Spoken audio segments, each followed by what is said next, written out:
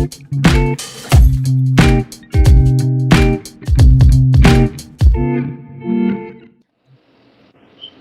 day to our viewers and listeners. I am Albert Solomon S. Faustino, and welcome to our official podcast, InfrasTALKtures.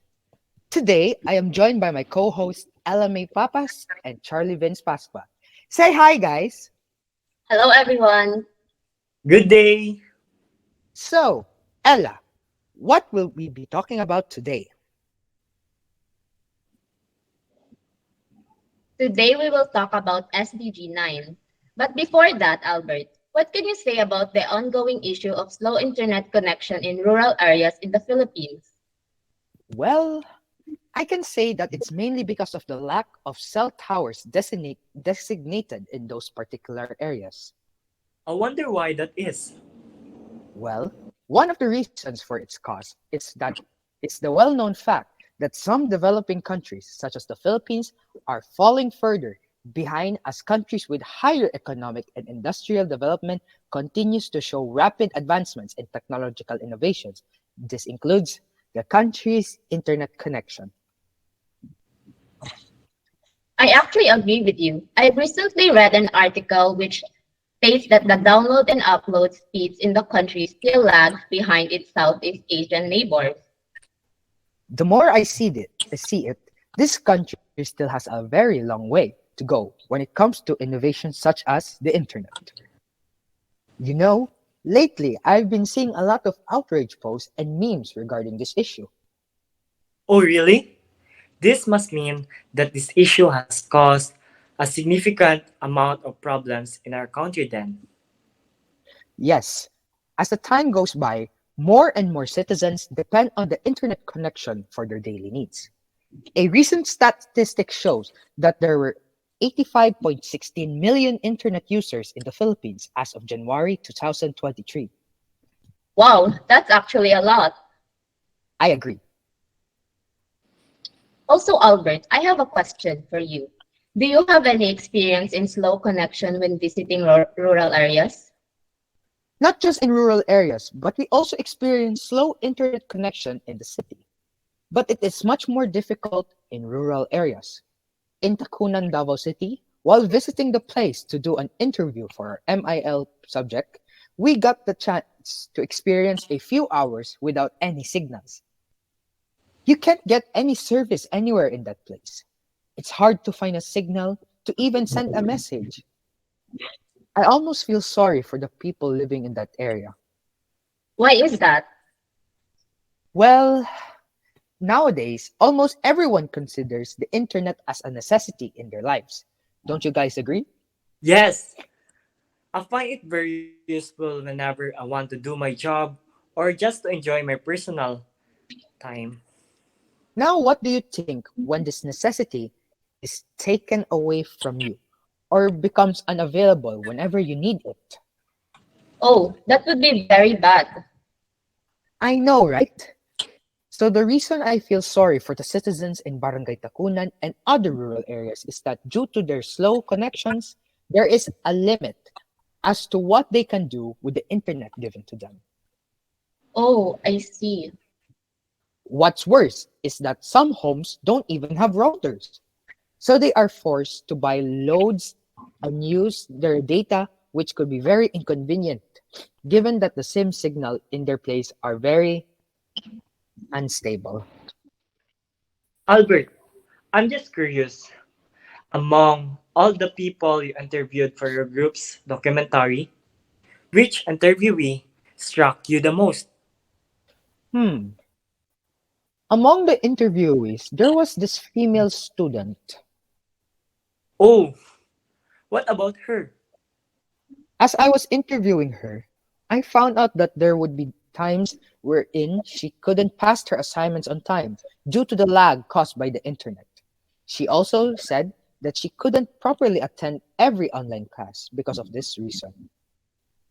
Oh no, that's pretty bad.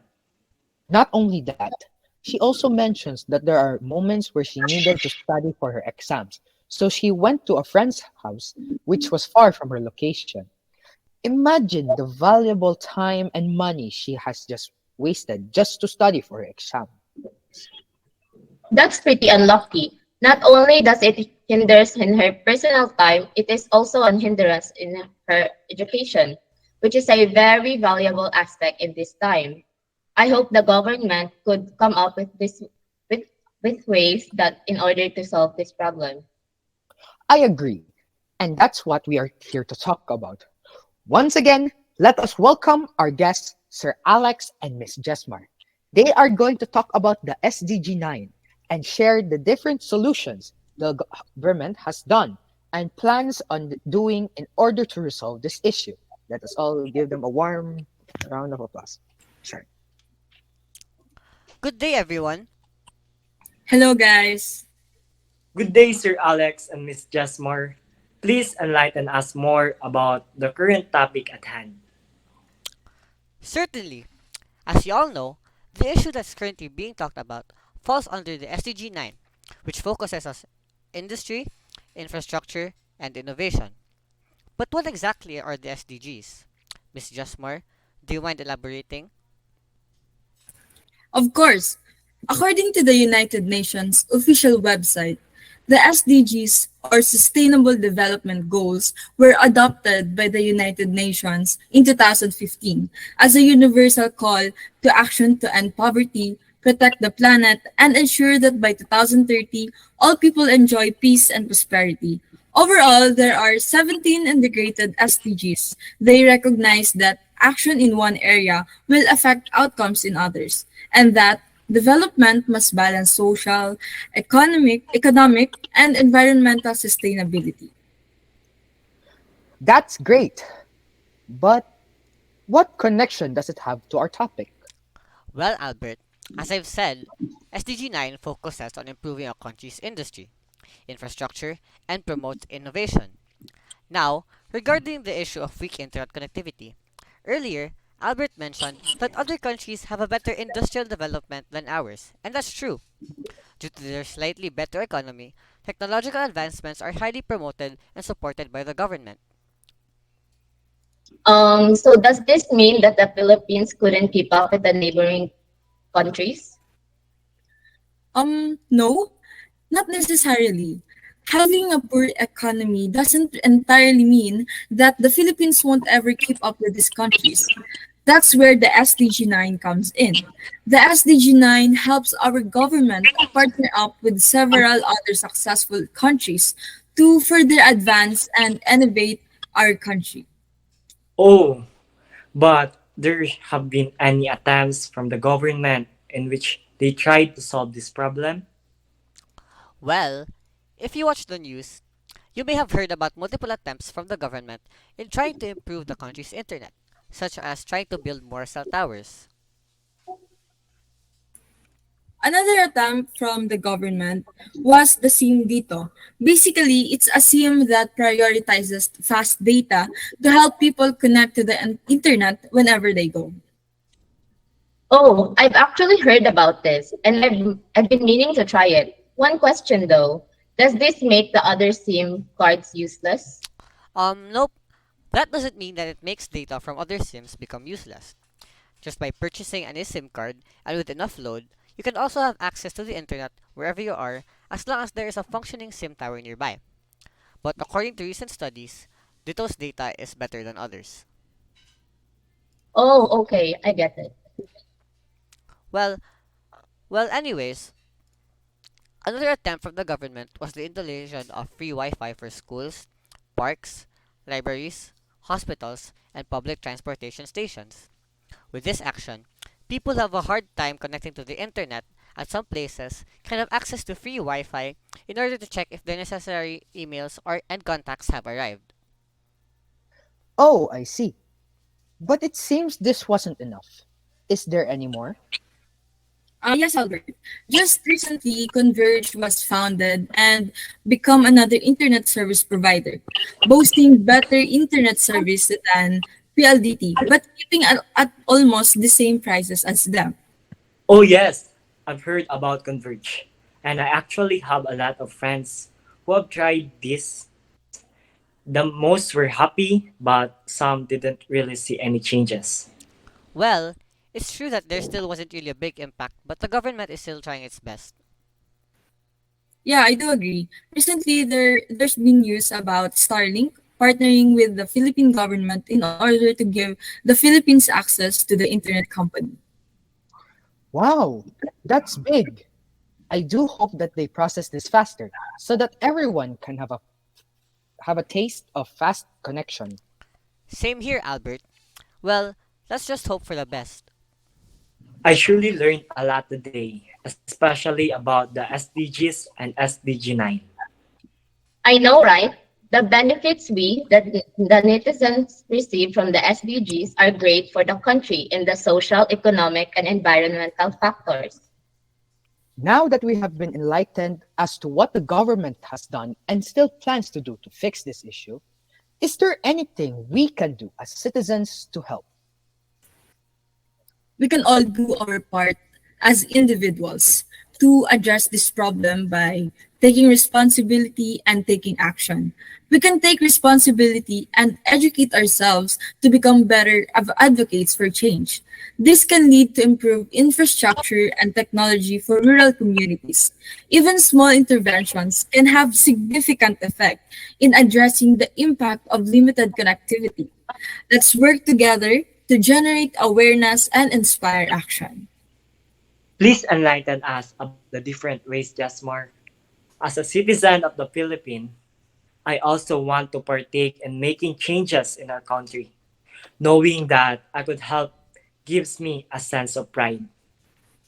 Certainly, Charlie. You've been to rural areas and experienced their very slow internet connection, right? Yes, I do agree with you. You know, I also went to our province, even though I myself witnessed how slow the internet there is.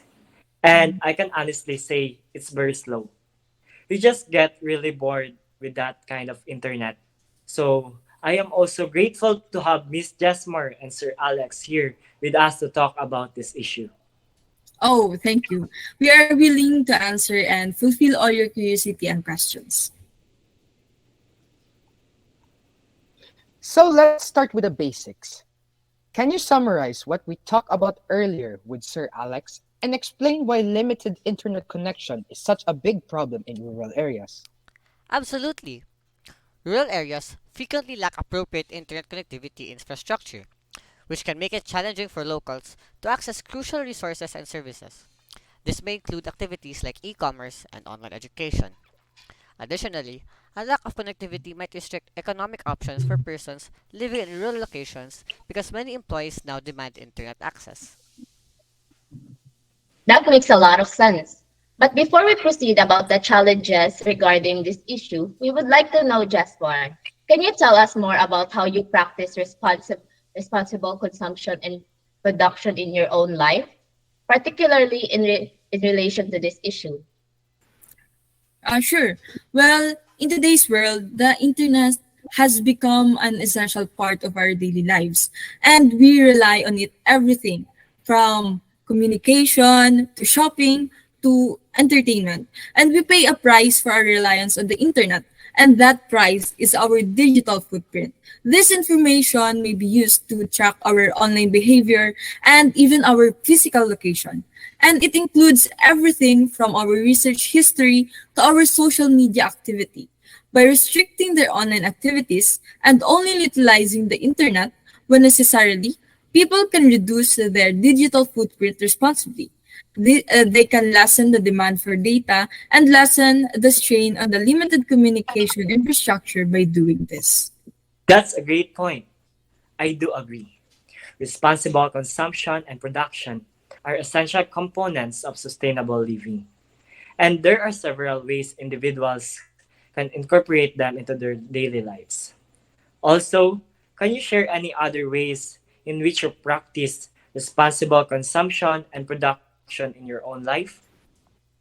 In addition, I believe in the value of freedom of choice. So we should use this freedom to benefit the greater good, which can also be reflected in our consumption habits. Supporting regional companies and utilizing local resources not only benefits the environment and the economy, but also allows us to make choices that align values and beliefs.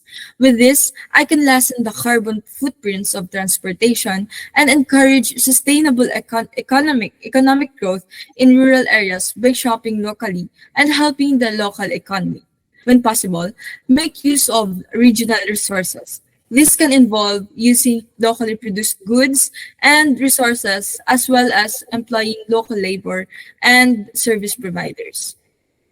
That's a great perspective. Now that we all know about how you practice responsible consumption and production in your own life, which we can also do, can you share any challenges you face in trying to practice responsible consumption and production in the context of limited connectivity? Oh, yes. One challenge is finding alternative ways to stay connected without relying in the internet, such as using landline phones, traditional mail, radio, and television. These methods may not be as fast or convenient as the internet, but can be effective, especially in rural areas. By promoting sustainable and resilient communication practices, we can reduce our reliance on the internet and ensure that everyone has access to communication tools regardless of location or connectivity. Do you guys think that it is unfair for people who are in rural areas who have this issue that they are experiencing? Where this issue is big, cities has been given a solution. If we apply this idea to the situation of slow internet connectivity in rural areas, knowing that every person in this world are really relation beings, we can see that it would be unfair to deny people access to the internet based just on their place of residence.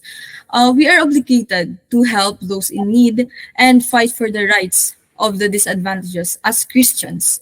Inequality and oppression can be observed in rural areas' low internet connectivity, which prevents residents from having access to the same opportunities as others. So we should seek to promote what is universally good for all, not just for some people. That's why we are also hoping that this issue will be solved. Yeah, and we may look at the situation through the perspective of responsibility principles in Christianity. We have a responsibility to look after the earth and all of its people as stewards of God's creation.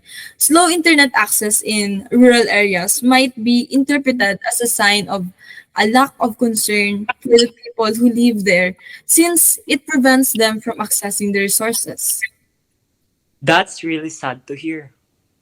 But you know what, Charlie? Not only do we get more knowledge about this issue, but Jesmar here also tell us God's teaching and good deeds. I do agree. Jesmar indeed a true role model. And for our last question, Jesmar, how do you see small actions like this leading to bigger impacts in the context of limited connectivity in rural areas? I believe that small actions can create a ripple effect and inspire others to join a movement towards responsible consumption and production. Educating ourselves on rural communities' issue can result in a better economic, educational, and healthcare outcomes. As more people take simple steps towards sustainability, the movement gains strength and collaboration can have a significant impact on reducing environmental footprints. Wow, I hadn't thought about this before, and this really helped us a lot. Yes, I couldn't agree more. I guess that was it. No more questions. All questions have been answered. Thank you so much, Miss Jasmar and Sir Alex. No problem.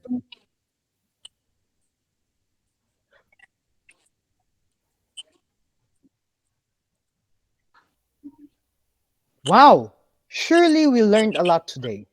I never knew that there was a deeper understanding behind this issue. I agree. Also, knowing my responsibility as a citizen has really opened my eyes as the many things I can do to help this country. So, in so many ways. Don't you guys feel smarter already? Haha. Anyways, that's it for today's topic. And see you guys next time. Bye! Bye.